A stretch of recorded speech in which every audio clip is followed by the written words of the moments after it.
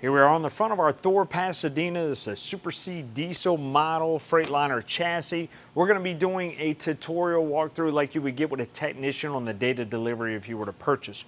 We'll go through, show you how everything operates, where most of the components are that are accessible, and give you a walkthrough on those items, let you know how they work, a few tips and tricks along the way.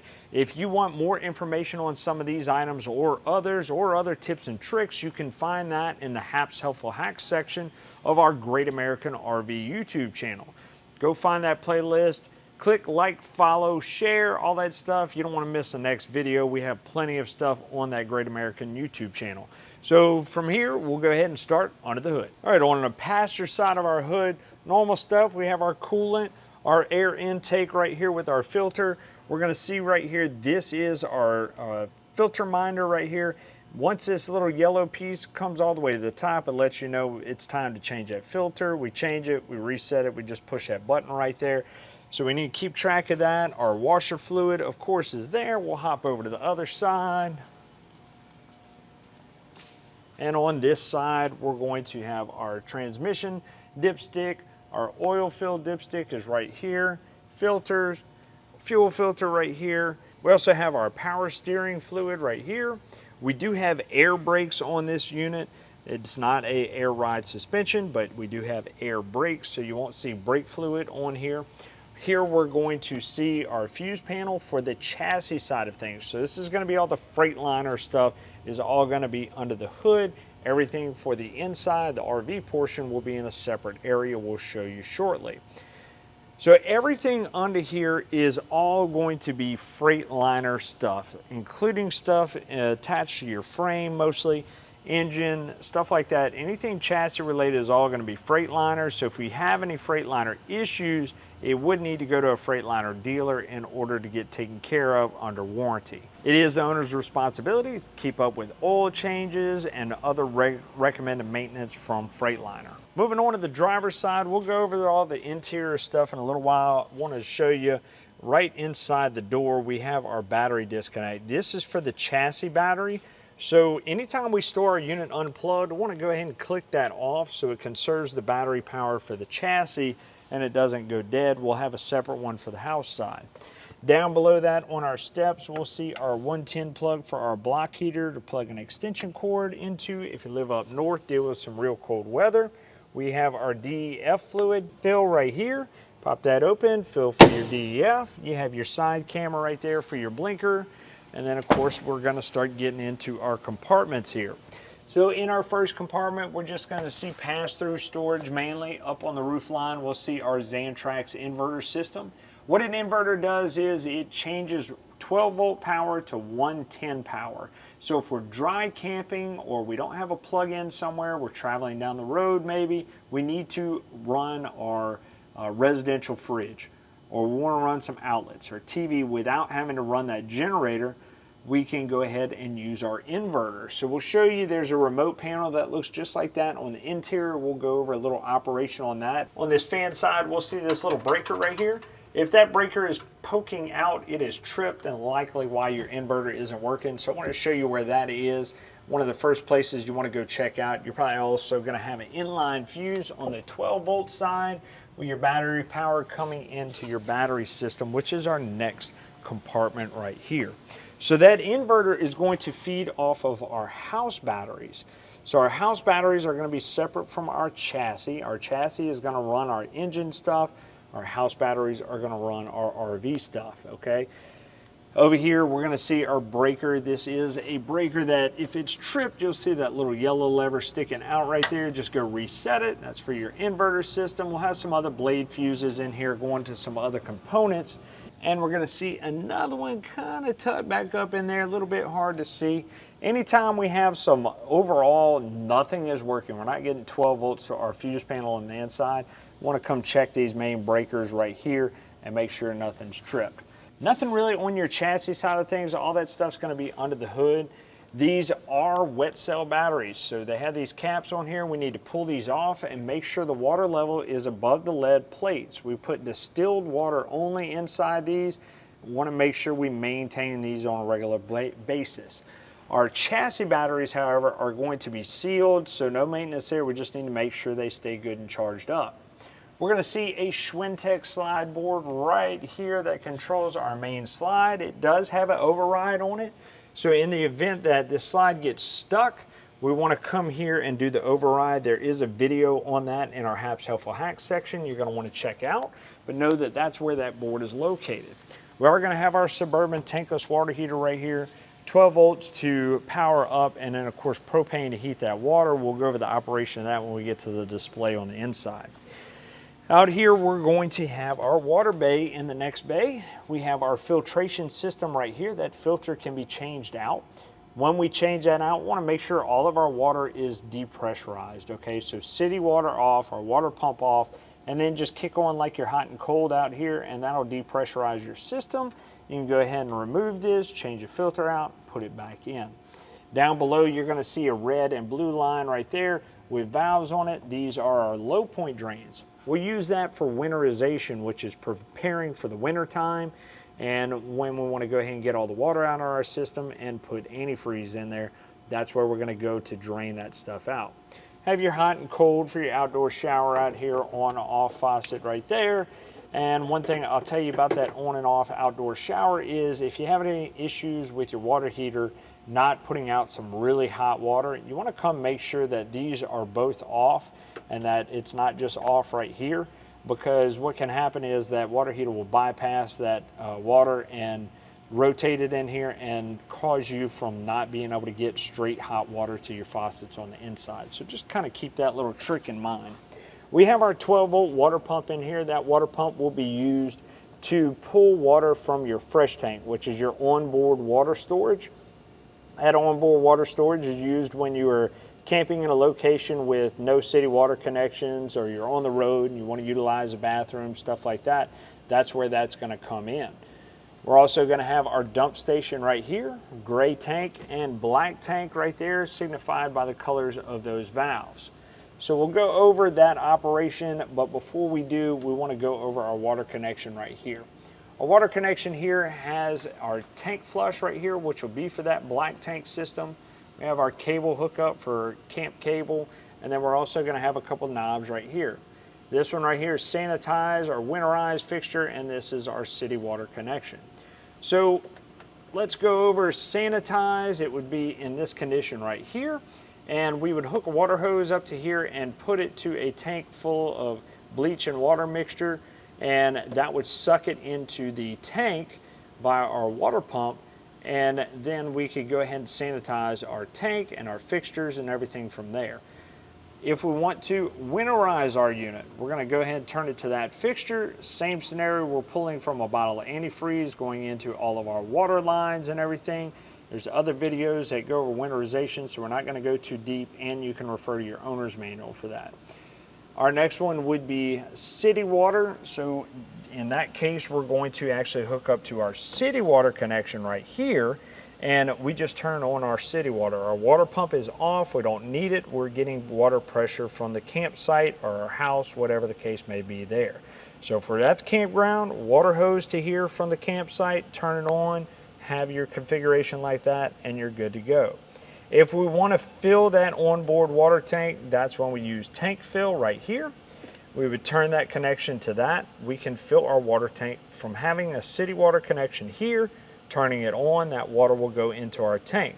We can monitor the level of that through our monitor on the inside. We'll show you in a little bit.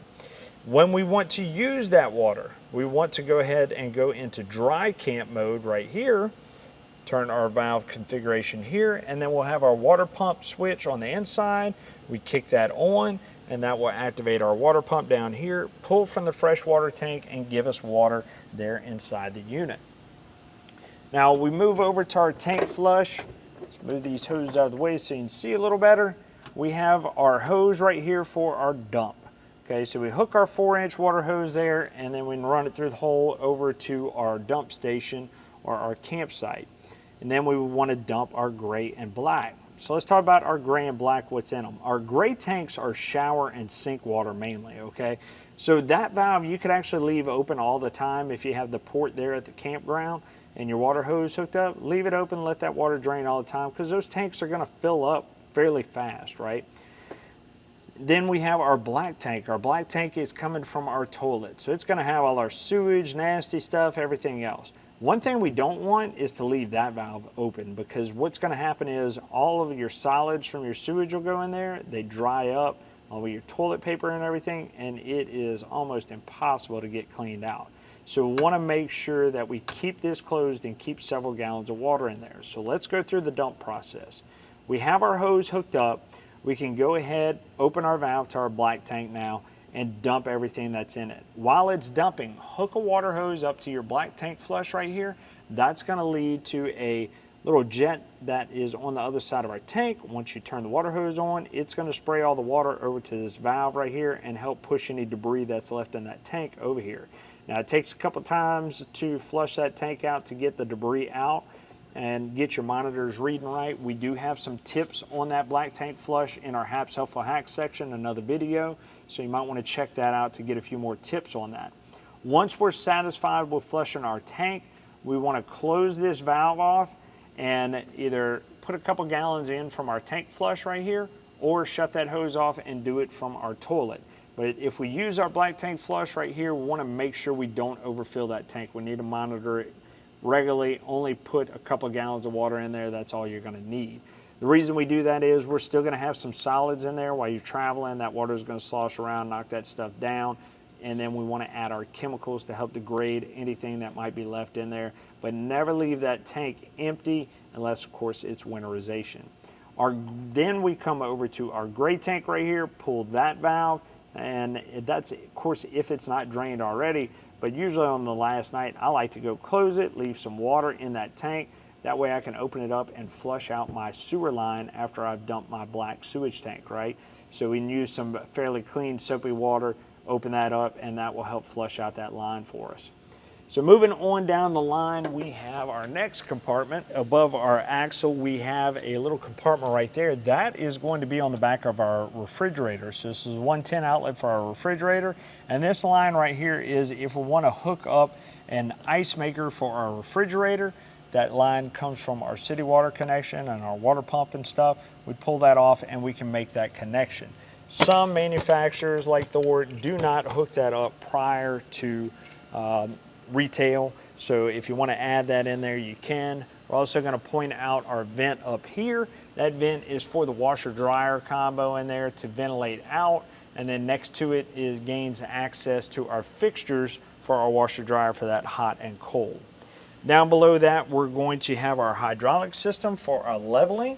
So this is going to go to all that stuff. We'll show you where the controls are for that on the inside, but I will point out this is a 12-volt system. So we can see our 12-volt power coming in there, our ground here, and we want to check our power here if we have any issues. If not, want to go back to that battery compartment up there and make sure that everything is not tripped. This is going to be our reservoir for that hydraulic fluid. Want to make sure when we check the level to that everything is retracted. And because if not, we're going to have fluid in those jacks, and if we overfill this with any fluid, when we retract those jacks, it's going to make a mess in here and overfill it, all right? So make sure everything's retracted when we go to check this fluid level if we decide we need to refill it. Here is our electric reel for our 50 amp power cord right here, our 50 amp power cord plugged into the wall right there. It's a good idea before we plug that in at the campsite that we go ahead and make sure our AC systems are off when we plug it in or unplug it. That way we don't have any surges to our AC and stuff in there. In order to reel that back up, we got a little switch right there. We just hold that down and it'll reel up our cord. Our next compartment is going to be our propane. Our propane has our fill gauge right there. We can go ahead and take a look at that, see what our fill level is on our propane. This is to turn our propane off and on. And our regulator is going to be located under that black cover right there. These two fixtures right here are used for filling that propane tank, so you shouldn't have to worry about those. And our next compartment is just going to be some storage. Up right above our storage level is going to be our Suburban furnace right there. 12 volts needed to power it up, and of course it'll be working off of propane to heat that air. Just above our propane will be our fill for our diesel tank in order to run our engine.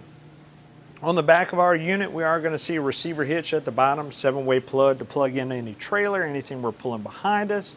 And then up top, we're going to see our backup camera up there, initiated by reverse, or we have the option while we're traveling down the road to go ahead and see what's behind us as well. Now, one thing we don't have on the back of our unit is a factory supplied ladder, but it's still important every 60 to 90 days that we get a ladder and we go ahead and climb up on that roof. We need to make sure we don't have any damage to our roof itself. We're also needing to check all the sealants on there every 60 to 90 days to make sure we don't have any voids, cracks, peeling, deterioration of that sealant. Also, same thing on all of our sides. Our side sealant around our trims, our windows, everywhere where you see sealant, it needs to be checked out every 60 to 90 days. If we do find cracking, peeling, deterioration, we need to clean it and reseal it with the proper sealant. If we don't do that, then it is going to end up leaking water, and manufacturers don't cover that. No matter what the manufacturer is, they don't cover it. So make sure we're checking that stuff every 60 to 90 days. It is considered owner's maintenance to take care of it, and it's probably the #1 most neglected thing when it comes to taking care of your camper. I don't care if you keep it under a cover. I don't care if you keep it under a tree, in the sun, in your garage. Check it every 60 to 90 days. I promise you, if you don't, it's going to leak. All right, so moving on, very last compartment on our passenger side. Not much in there, just pass through. But we are going to see an LP quick connect right here if we want to hook up a grill or anything like that. We have that quick connect. We just turn that lever off. We can put our quick connect in. Then you're going to have to turn that lever back on in order for flow to actually come out of it. Moving on, we have our generator right here. This is going to be a diesel generator. It's going to pull off the same tank as our engine, but it'll only run it down to a 1/4 tank. That way it doesn't leave you stranded somewhere if you aren't monitoring your fuel. So keep that in mind when you're running it. Over here, we're going to have our engine oil fill along with the dipstick in there, coolant level as well. Once again, all owner priority, all customer responsibility to take care of maintenance on here. We would monitor our hours right here in your owner's manual. It give you the maintenance when oil changes are due, fuel filters, and so on as far as maintenance on here. We're going to see our start stop button right here. We're going to have another one on the inside. Both of them are going to work the same. So for this diesel, you want to go ahead and hold down that stop button, and we're priming it up. You'll hear that fuel pump kick in and start pumping that fuel and priming that system. It's a diesel, so it's going to also preheat as well. In cold weather, it may take a little bit longer. You can also go ahead and just hold down the start button, and that will prime it and preheat it as well, and it'll start whenever it is set and preheated and ready to go. Biggest thing I want to point out outside is our little breaker right there. We have that 35 amp 2-pole breaker. If we are running our generator and all of a sudden the power goes out on the inside for the 110 items, we go check our breaker on the inside, make sure everything there is not tripped. Then we want to come check this one right here and make sure it's not flipped off like that. If so, kick it back on. Before you kick it on, turn off some of those appliances on the inside because you may be using too much amperage.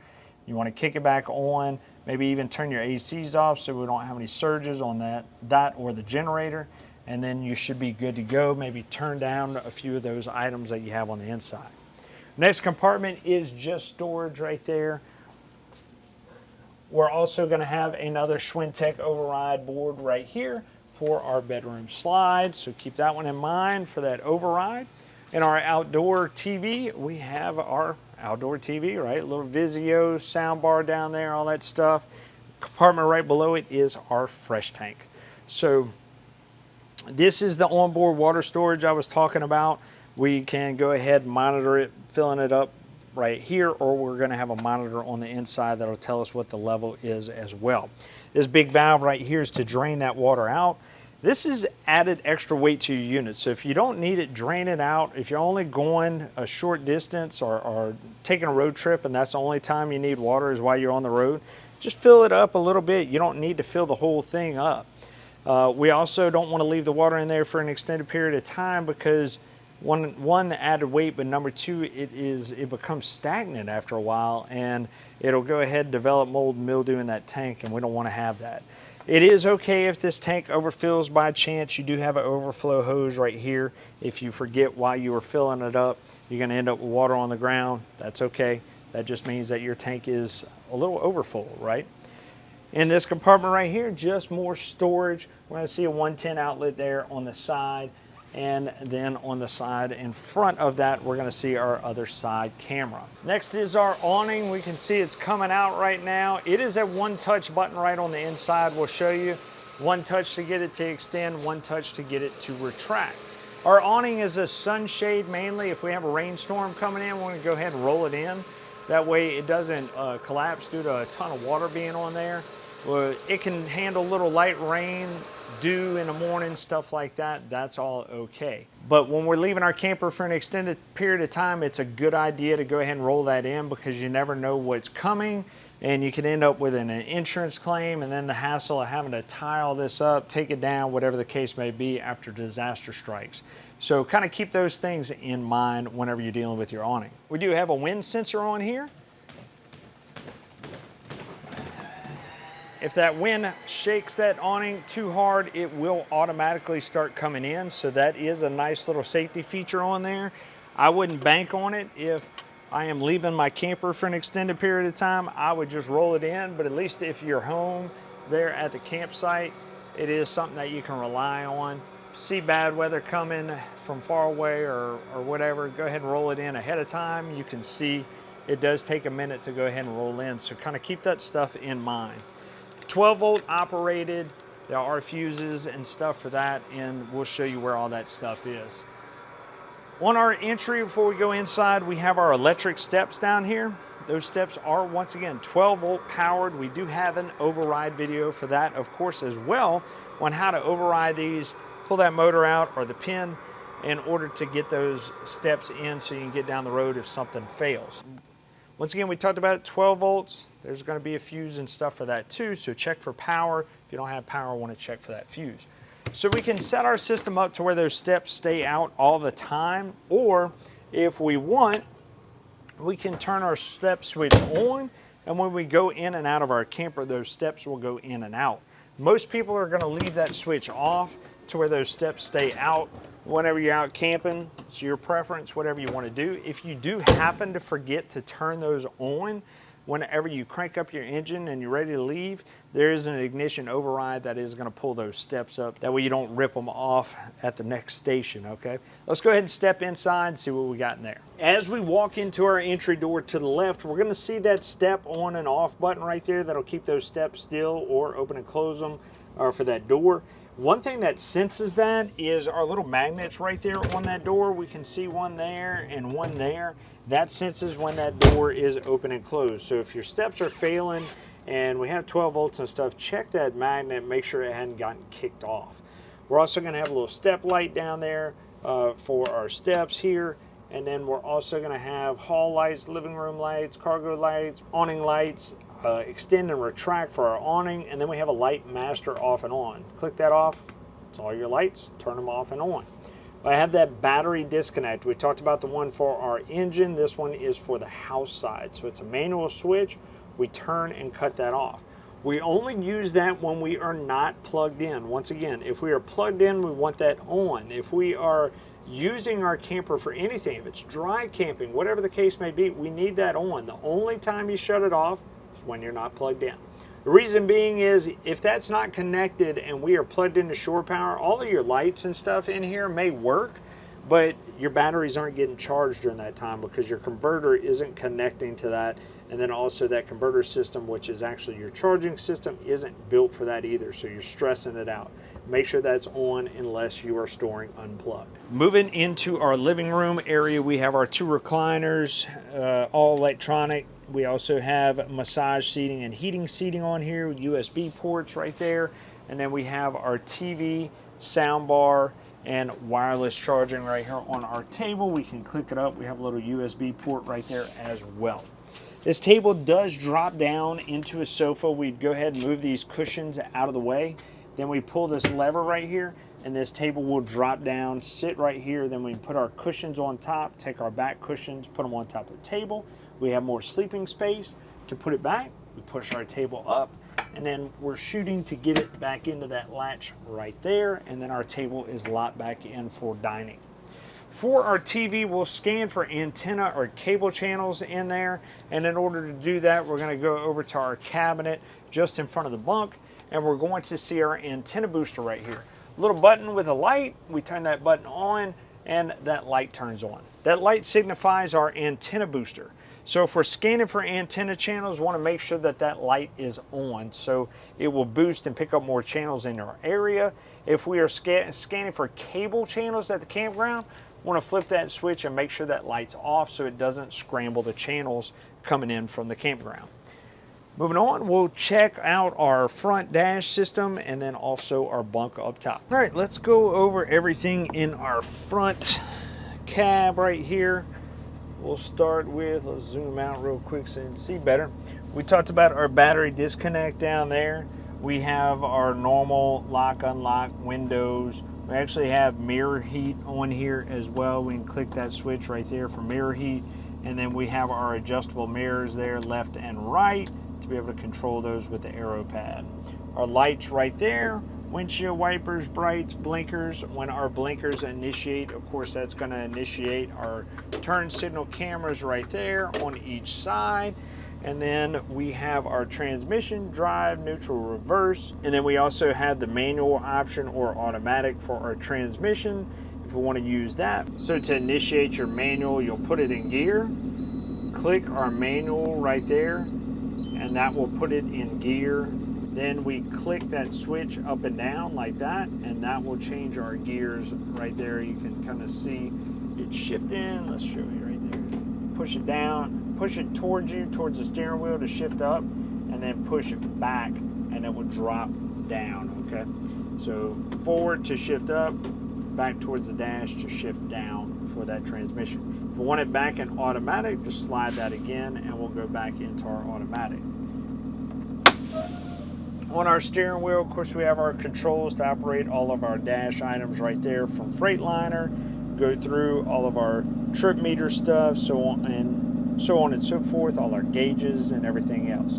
Now, I talked about this. This is air brake system. You're going to see your 2 air tank canisters right here for this. In order to release your air brake, these do have to be over 100 psi. So we want to go ahead and let it idle up, get to that before we try to release our park brake. Hold your brake, release your park brake, put it in gear, and you're good to go. Now this system is also going to have an integrated system with our doors, including our entry door over there on the cabin side. If we have our unit in drive and we release this park brake and one of these doors isn't shut all the way, that horn is going to go off like a car alarm. And if you can't get it turned off, you want to go back and double check all your doors and make sure that they are all closed properly and locked in. All right, so over here, moving on, we're going to have our hazard lights, dome light up above us. We're also going to have our footwell lights, which is down below. We're going to have automatic traction control that we can turn off or on. And then we're going to have our engine PTO, which is an option if we want to go ahead and utilize that. That would be add-on on there. Down here below our radio, we're going to have auxiliary start. This is a momentary button, so you can see it goes back. If our chassis batteries are ever dead, we can utilize our house batteries and push that button. Basically, it's like a set of jumper cables. It will connect those two together to give your chassis juice to be able to crank it up. It also kind of works the opposite way too. It's not necessarily intended to, but if your house batteries are dead and you want to utilize chassis, just hit that and you can go ahead and crank your generator up from there off of your chassis batteries and get your house side going. Once you get your generator going, it'll start charging the batteries on the house side. You have that generator start right here. The left side is our start where that little light is, and that will work just like the one outside. Have our radio up here. We'll go to the home screen. We have radio, Sirius XM, Bluetooth. That's really the biggest thing we're going to touch on right here, how to connect to our Bluetooth, right? Go on there, go to Bluetooth, hit connect, and then you're going to search on your phone for that device, connect it, and then you're hooked up and good to go. Our next one, we have settings where we can change all kind of radio functions, everything else in here. We have our rear cam, our side cam, and our second side cam on here. If we want to see that rear cam or the side cams while we're driving down the road, we can go ahead and click it over. We have our home button up top, bring us back to our main screen. Skip tracks and everything up here. Voice control up there. And of course, we also are going to have CarPlay up here. Once we add our device in there, we can have CarPlay from our iPhone or Android, whatever the case may be. Little USB-C port under there to be able to attach it for charging and stuff. Of course, you're going to also have your 12-volt cigarette lighter power right there to the right. Down here, our standard AC controls right there, and then we're going to have our equalizer leveling system. We're going to go over some more information on that right now. We have our equalizer system right here. We power it up. Now this is going to tell you if there's any errors right now. We don't have any, so your emergency brake needs to be engaged. Your ignition actually needs to be off, so if this light is lighting up, it means your ignition's on. Excessive slope is going to mean that your unit, as the pad, is at too much of a slope and you basically just don't have enough height on your jacks to get that unit level. Low voltage obviously means your batteries are low. Operating is going to mean that that system is currently doing whatever function you requested. Now, the simplest thing to do is hit auto level, let this system do its thing, and don't move around a lot inside your unit, otherwise it will throw off the leveling system. Once it's complete, it'll beep at you and shut off. We do have our all retract button right here. Whenever you're ready to hit the road, hold down all retract and those jacks will go ahead and lift up and retract from your system. Now, if you let this system sit for a little while, you come in your unit, when you crank your ignition up, you will have a little beeping alarm on here because it will drop down in pressure. All you have to do is come over here, hit all retract, and that system will go ahead and repressurize, and that alarm will shut off. We do have Bluetooth function on here. If you download the app for that EQ system, you can go ahead and link it to your phone and be able to operate some of this stuff from there. On both your driver and passenger seat, you're going to have your controls for your seat. This is an air ride seat, all right? So you lift that lever, it's going to go ahead and go up. If I was sitting on it right now, up, it'll go. All right, so we let all the air pressure out, you can see it drops down. If I was sitting on it, of course, it would go down a little faster.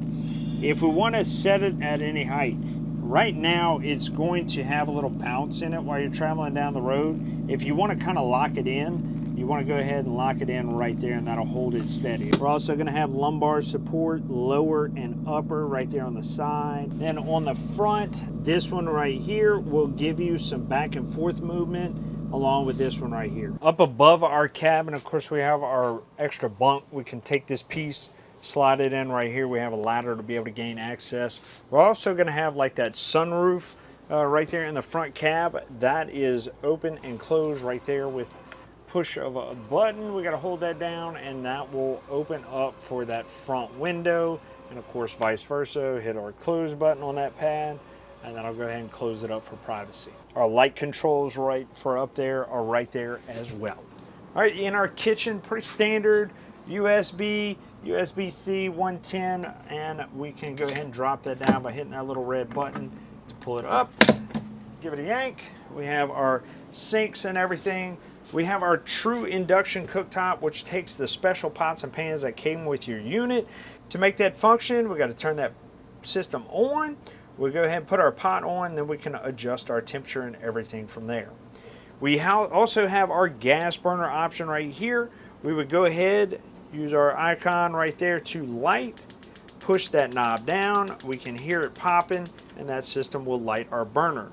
Now, because you have a propane system, when you store your unit, you're generally going to turn your propane tank off, right? When you do that, you're going to end up with air in your system. So I'll always tell customers, first thing you want to do whenever you go out camping is go bleed the air out. Come over here and just light your stove. It may take 60 seconds before that lights after you turned your propane on, and that's getting all the air out of the stovetop. You generally want to do this before you function things like your furnace or water heater and stuff, because if you don't, they're going to end up with faults in those systems due to air in the lines. So it's a quick way to get away from that happening by just coming to bleed air out of that stovetop. We're also going to have our microwave right here. We do have a hood vent under there built into that microwave as well. Another keypad right here with some redundancy for our lights and all that stuff that we find in other options. But we also have our vent lid open and closed, and then on and off for that fan. Have our residential fridge right here. Residential fridge, click it, open it. They have those travel latches right there. Want to make sure we use those when we're in travel, because our stuff will fall out. We take a hard enough turn, okay? So our fridge, we saw on the back that 110 plug in that little compartment. It is a 110 fridge, so we do need our inverter system to be working whenever we are traveling down the road in order for this to operate. We have our modes right there. We have a freeze boost. We have a vacation mode, which will use less energy. If we want to change those modes, we can go ahead and just click that mode button, and it'll swap around to those different functions. If we want to change the temperatures up top, we hit our refrigerator or freezer right there, and it will change the options there. Over here in the hallway, before we get too deep, we have our touch screen. We're going to go over the operation of that right now. As the first screen, we have our light master off and on, does just like those keypads do. We have our shade that operates the one in the front on that front glass, front cap. We're also going to have our meter for all of our tanks, our fresh tank, gray tank, black tank, and as well as our LP. We had that water pump switch we talked about outside. We want to kick that on if we are pulling from our fresh tank right here. We don't have a city water connection. We'll kick that on. We have our cheats for our AC right here to let us know what our current temperatures are. And we also have our house and chassis battery voltages right there. We can start and stop our generator as well as keep up with our hours right here. And then we have our AGS system. That AGS system, if we click it, we can go ahead and enable that system. This is a warning for if you're in an enclosed area. Of course, that generator is going to run and put out some CO gas. Want to make sure that it ventilates properly. So what an AGS system does is it starts your generator automatically based on either low voltage or demand from the thermostat, meaning your AC system. So we have those two triggers here. We have low voltage. If we want to do off of HVAC, we can go ahead and click that, and that will, when our thermostat says, hey, it's too hot in here, it'll go ahead and crank up, and our AC units will run and cool off our unit. Back to our home screen right here after going over our AGS, we have our Go Power system. That Go Power is our solar. This will basically give you a rundown of your solar over the past few days, how much input it's had on your batteries and everything. We can go to setup and change some of our battery features on here. We are set up for a couple batteries on this system. Really, it's once again set up to plug and play. Not much you want to mess with in here unless you go and change some items on your system. If we want to turn them off, just click that button there and it'll turn off. We do have quiet times we can set for that, or for times when we don't want that generator to run, we can adjust that there. We have our starting voltage, so 12.5. Once the batteries get down to 12.5, this system will turn on and start charging your batteries. It would have to be at 12.5 for 19 seconds in order for this to initiate. It would stop once that charging rate gets to 13.4 volts, and it would stop at 20 minutes on that voltage right there. All of these things are all adjustable, okay? So we can let it run at that charging voltage for 45 minutes. We can make it 13.6 volts. We can have the start time be 30 seconds. It's all adjustable. We can come down and drop that down to 12 volts if we want. I wouldn't go any lower than 11.8 if I was messing with the system. We want to make sure we're leaving enough battery voltage in there for that generator to actually crank. We're also going to have the minimum run time of 10 minutes on here, the maximum run time of 300 minutes. So that means that regardless of these settings right here, they're only going to run a minimum of 10 and a maximum of 295, of course, unless you change it. The restart will be 5 times, so if there's something going on with the generator and it doesn't shake it off by the 5th start, it is not going to attempt again. We can disable it by hitting that disable right there, and we'll go to our next screen here. Our next screen shows us our power source. We are plugged into 50 amp shore power. We have what's called a transfer switch on our unit. That transfer switch decides whether we're on shore power or generator power. If we crank up the generator, it's going to connect over because generator is the dominant power that you would generally take.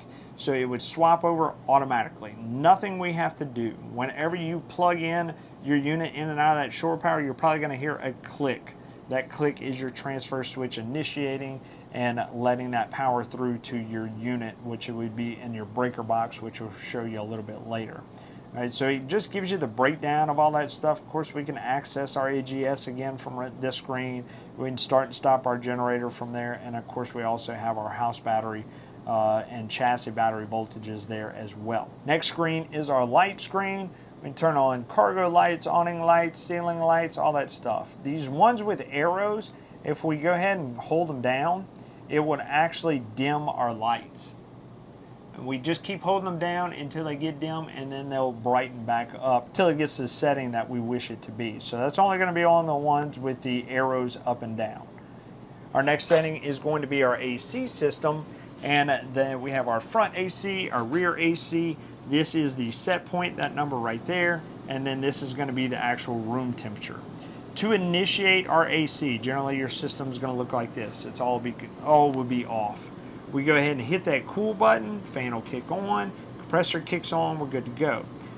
If we have it on auto, that fan's only going to run when our AC is in demand. So it'll kick on, then the compressor kick on, compressor shuts off, that fan will shut off. If we want the fan to run all the time, we hit low or high, and that fan will circulate regardless if the air is cooling or not.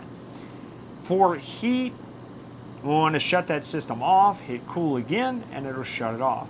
For heat, you're only going to have that on your front AC, not your rear AC. Same thing for furnace and auto.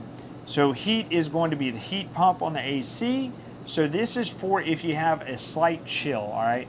So if the temperature in here is 50 degrees, you want to knock the chill out, you want to go to your heat pump, activate that, and it'll knock the chill out. It's not going to put out monumental amounts of warm air. So if you are in extreme cold temperatures or it's just not cutting it, you want to go to your furnace, and that furnace is going to kick on, and that air is going to come down from the vents below. It's not going to come out of your rooftop vents. That is going to come from the furnace at floor level, so you're going to see a series of vents throughout your unit that's going to come out of. That one will be gas powered, so keep in mind that is gas heat coming out for that.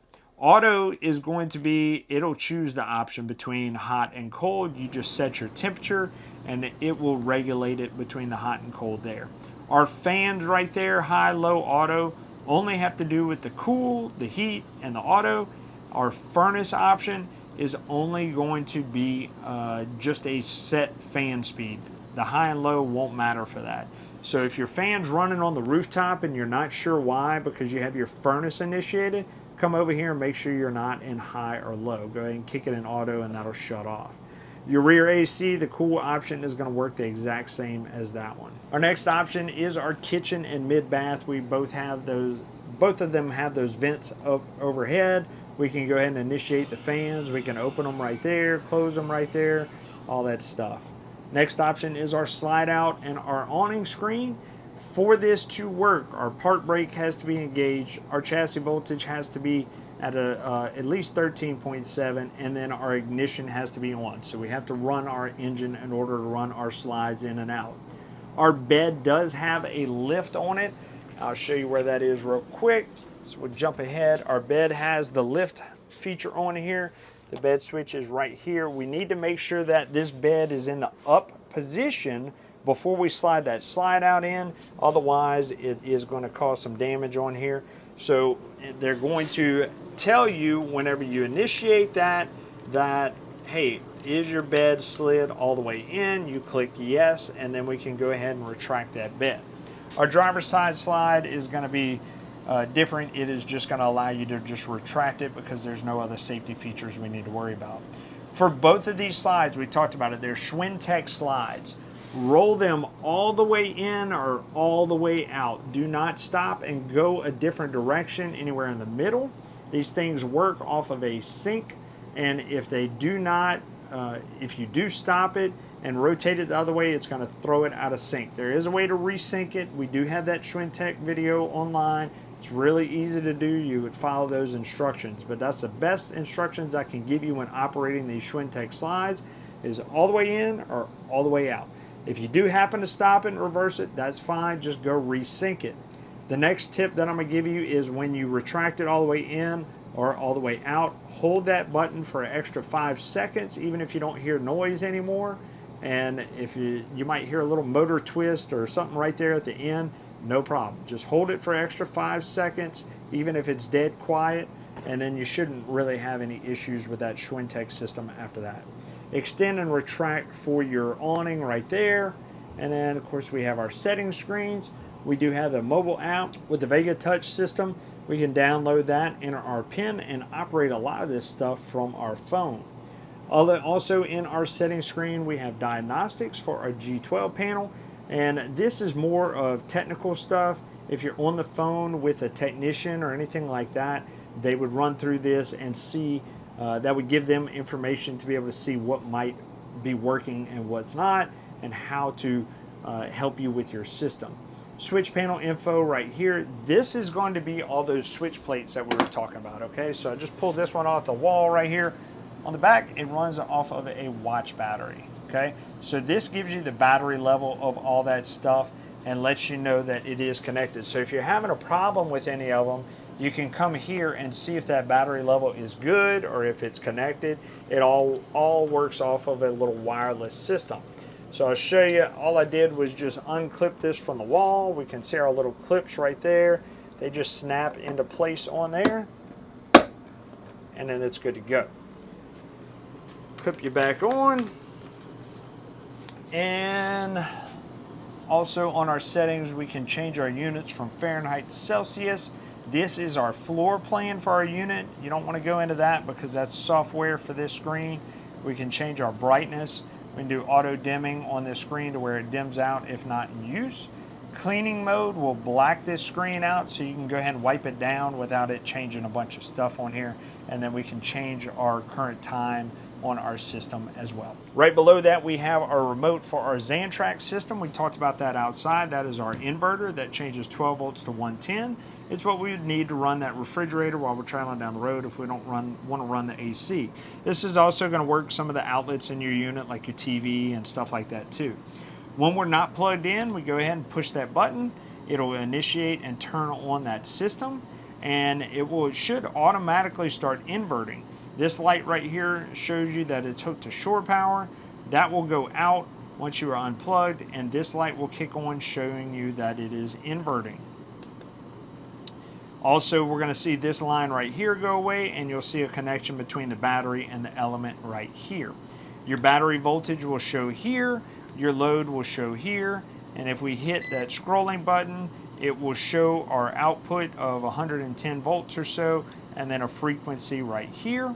If we hit it again, this version and the next version are just software versions of your inverter and your remote panel right here. Click it again, it'll bring you back to your main screen. Any faults, this light will start blinking. You can refer to owner's manual for faults. There are different settings on here, but these are pretty much set to plug and play if they're already on your unit.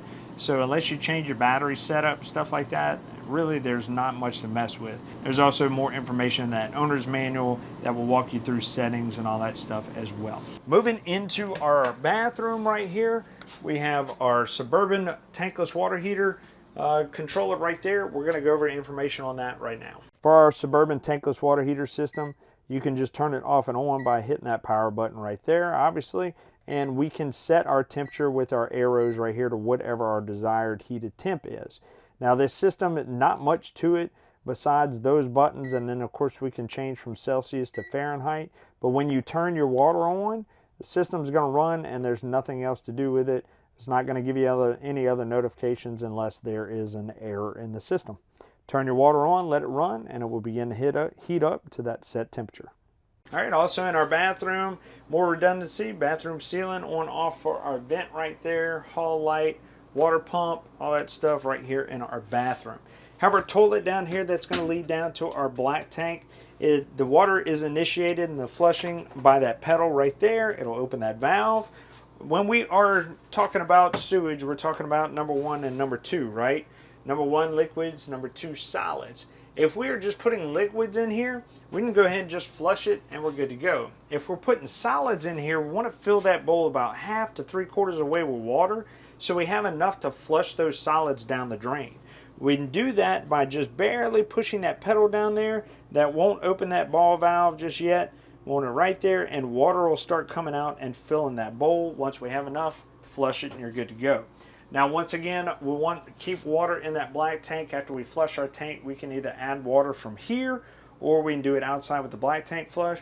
But we want to take our chemicals and drop it in there so it is treating that tank and helping dispose of anything that is in there.